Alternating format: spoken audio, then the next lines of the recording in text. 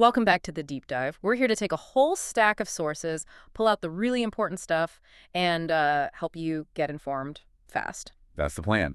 Now, if you were with us last time, you'll remember we looked at hims and hers, specifically how they've really been shaking things up in healthcare access. Yeah, we covered their personalized treatment, the telehealth side, that whole direct-to-consumer thing that really disrupted a pretty traditional industry. Exactly. We kind of set the stage, showing them as this significant disruptor, making personalized care easier to get, maybe less awkward for people. Definitely carved out a new path. But today, this is part 2, and we're shifting gears, getting sharper. We're not just admiring the innovation now. Right. We are diving headfirst into the criticisms, tackling the skepticism, and really looking hard at where this company plans to go next. Because there's been a lot of noise, especially recently. Yeah, a ton of noise. And the headlines, well, they don't always tell the whole story, do they?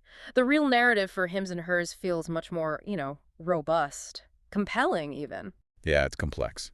And speaking of noise, we should probably start right there with the latest news that's got everyone talking. The Q2 earnings. Exactly. Hims and Hers Q2 2025 earnings report. Yeah. Look, the first thing a lot of people grabbed onto was this slight miss on revenue. Okay. They reported $544.8 million. Now, compared to expectations, that was down, but only by 1.1%. Tiny, really. Marginal. But, that fractional miss, that immediately became the focus for anyone looking for weakness, especially the bear camp. They jump on anything, right? Any perceived crack. Pretty much. Yes. They seize these small things to cast doubt, make headlines. It's amazing how one number can just hijack the whole conversation. That's what gets amplified, what you see splashed everywhere. But like we always say on the deep dive, you got to look past that surface stuff because underneath, the picture looks, well, pretty impressive, actually. It really does. There were some significant beats that tell a much stronger story. Take earnings per share, EPS. Came in at 17 cents. Expectations were dailier in 15 cents.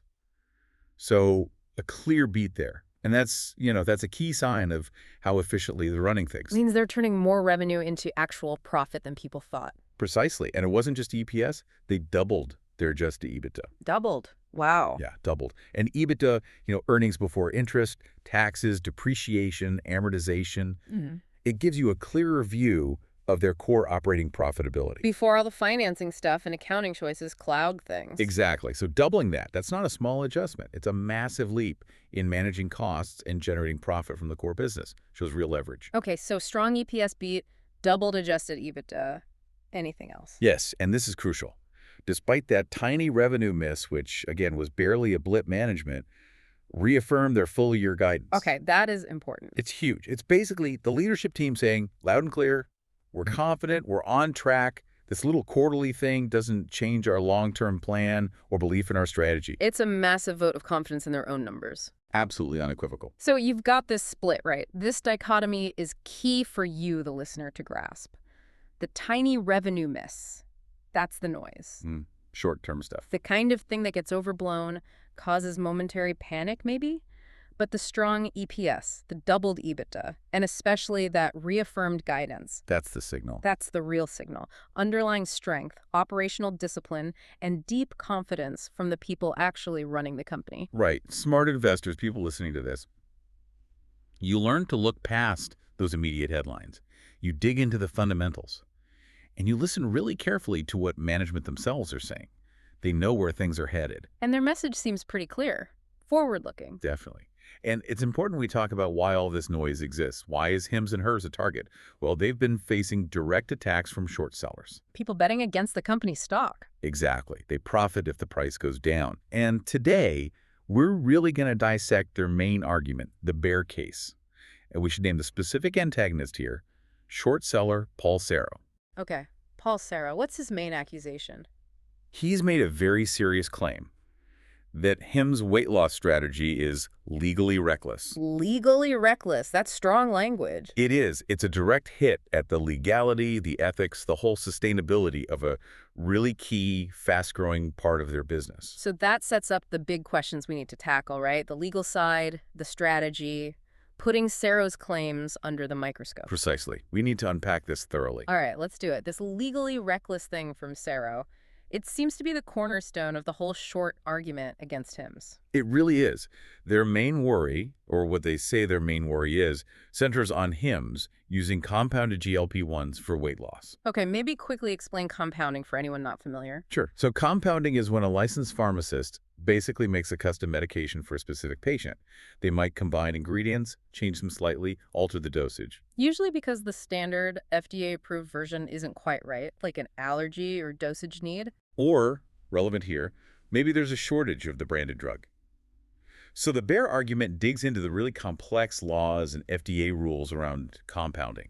They try to create doubt, uncertainty, basically asking, is Hims really operating within the legal lines here? And the implication is, if they're not, then their whole weight loss business, which is driving a lot of growth, could be built on shaky ground. Maybe the whole company is at risk. Okay, I see why that's a potent argument for a short seller. It aims right at the foundation. Exactly. And this matters hugely to you, the listener, whether you're thinking about investing or just trying to understand modern healthcare. If a core product line is legally dubious, if they're taking reckless risks, that undermines everything. It's not just a blip. It's about their fundamental right to operate in pharma, which is super regulated. Right. That's why the shorts hammer this point. It hits a perceived vulnerability. Okay. But here's where we push back, right? Here's the rebuttal. Instead of getting tangled in all that complex legal speculation, which, frankly, seems like what the shorts want you to do. Get lost in the weeds. Yeah. The smarter approach, maybe the more insightful one, is to look at the people. Look at the quality, the experience, the integrity of the leadership team at Hims and Hers. I mean, ask yourself, are these folks reckless cowboys? Are they really gambling their careers, their reputations, their own money on something illegal, or truly reckless? Or are they seasoned experts who know this regulatory maze inside and out, navigating it carefully, precisely? It shifts the focus from abstract legal theory to actual human beings, their track records, their credibility. And that's the crucial question, the evidence. It overwhelmingly points towards seasoned experts. We're talking about a team that's basically a regulatory powerhouse. Okay, lay out the evidence. Who's on this team? Let's start with Deb Otter. Her background is, well, it's incredibly relevant. She was the former deputy commissioner of the FDA. Wow, deputy commissioner, not just someone who worked there. No. She helped run the agency. Think about that. Her understanding of FDA processes, the rules, enforcement, all the nuances. It's not just deep, it's foundational. She was on the inside shaping policy. Having her on the team is like having the building's chief architect on your payroll, making sure every single brick is legal. That's a great analogy. It really captures it.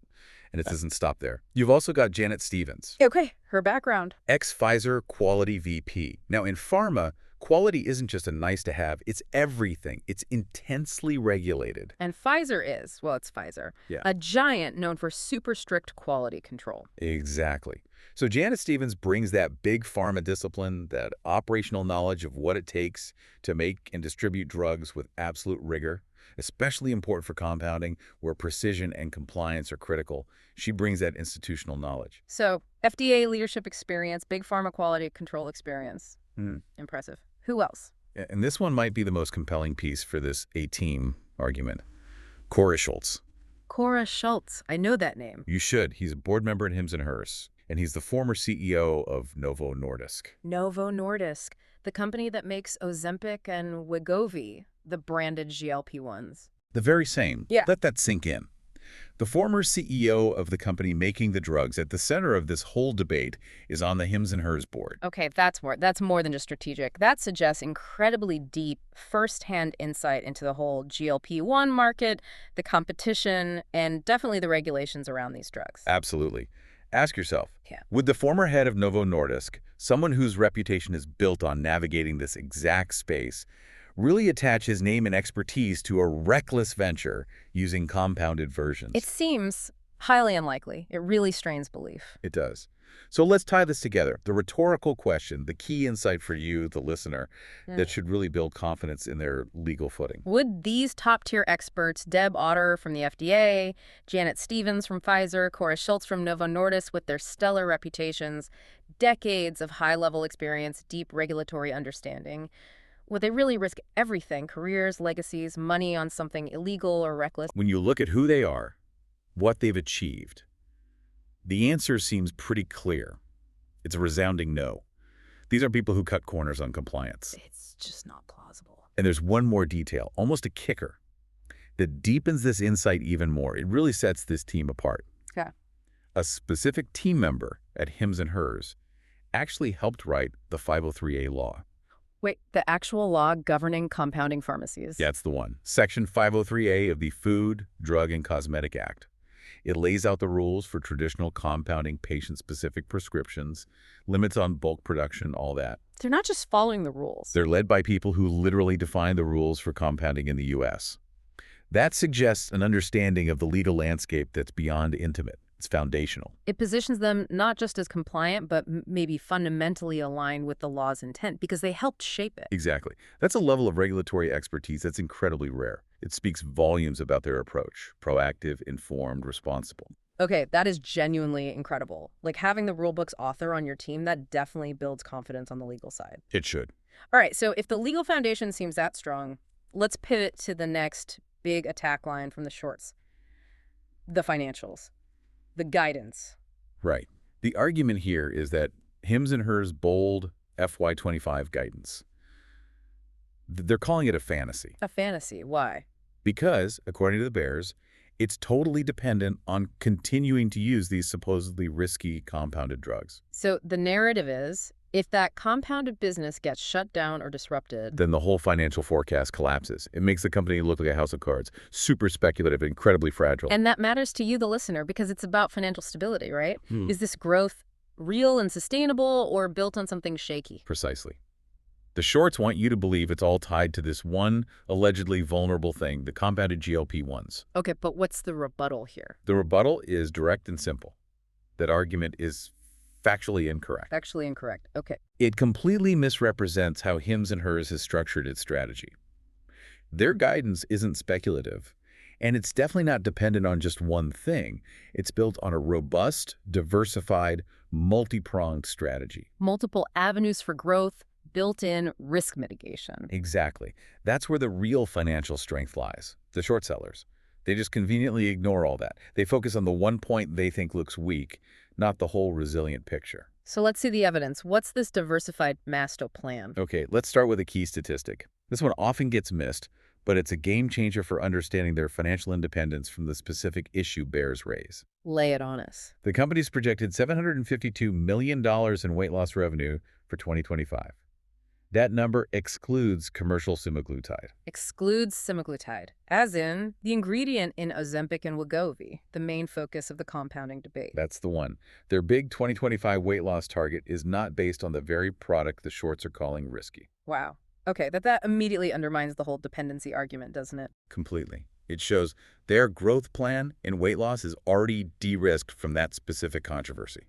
So that's a huge chunk of revenue projected without relying on compounded semaglutide. But it's not just about exclusion, right? What is driving that growth? Right. Let's talk about Pillar 1, the oral business. This is like the unsung hero in their lineup. Okay, what is it? Hims & Hers developed a non-GLP-1 oral weight loss kit. It's not an injection. It's not even a compounded GLP-1.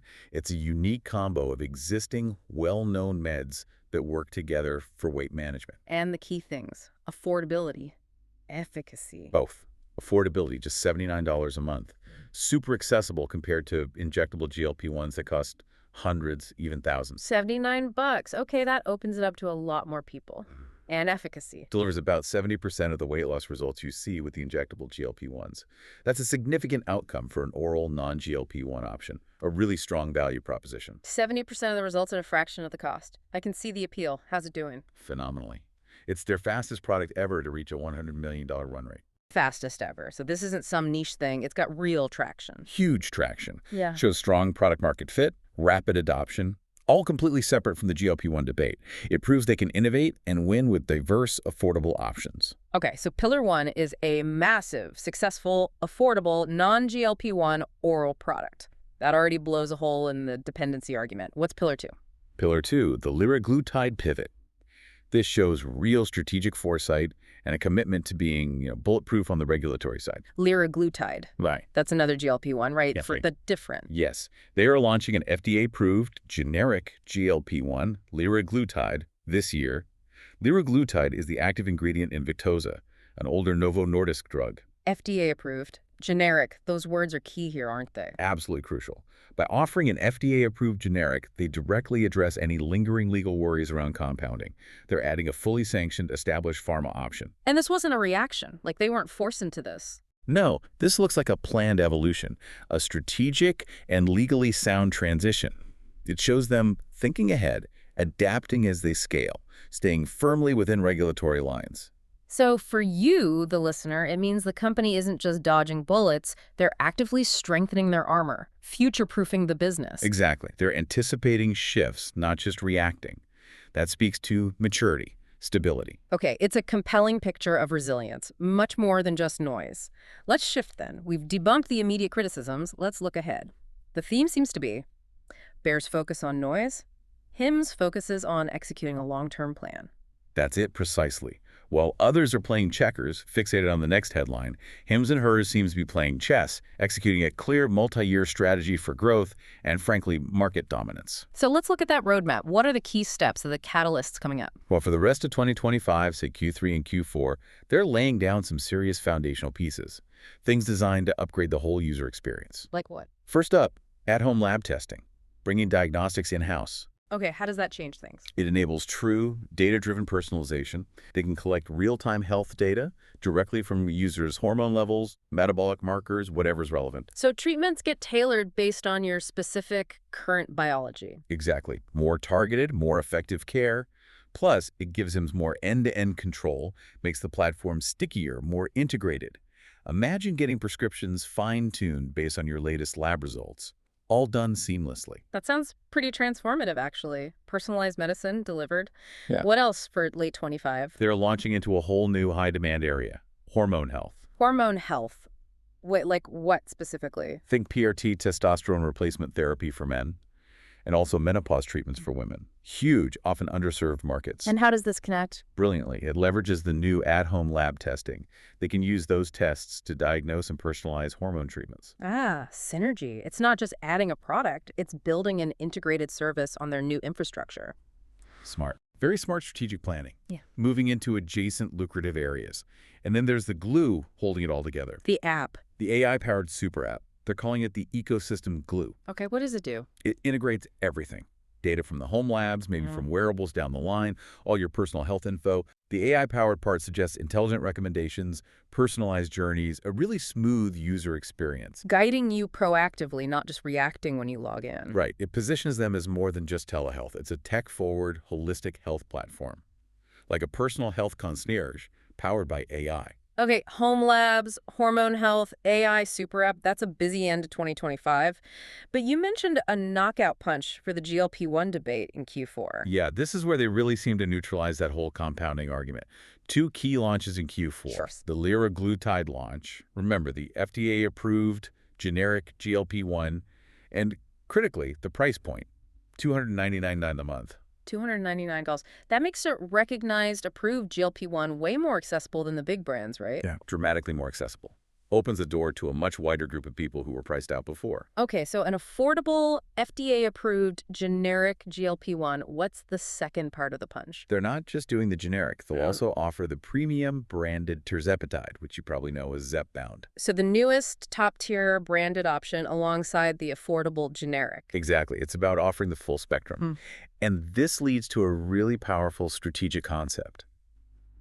They are effectively bracketing the market. Bracketing the market. Explain that. What does that mean for me, the user? It means Hims and Hers aims to serve everyone in the weight loss space, no matter your budget or preference. Think about it. Okay. For the super budget conscious, they have the $79 Gerald kits, effective, non-GLP-1. Oh, the fast-growing line. Then, for the large middle ground wanting an affordable injectable GLP-1, they have the $299 generic liraglutide, FDA approved. Got it. And for the premium buyer who wants the latest and greatest branded drug, they offer Zepbound. So budget, mid-range, premium. They've got an option for each segment. Precisely.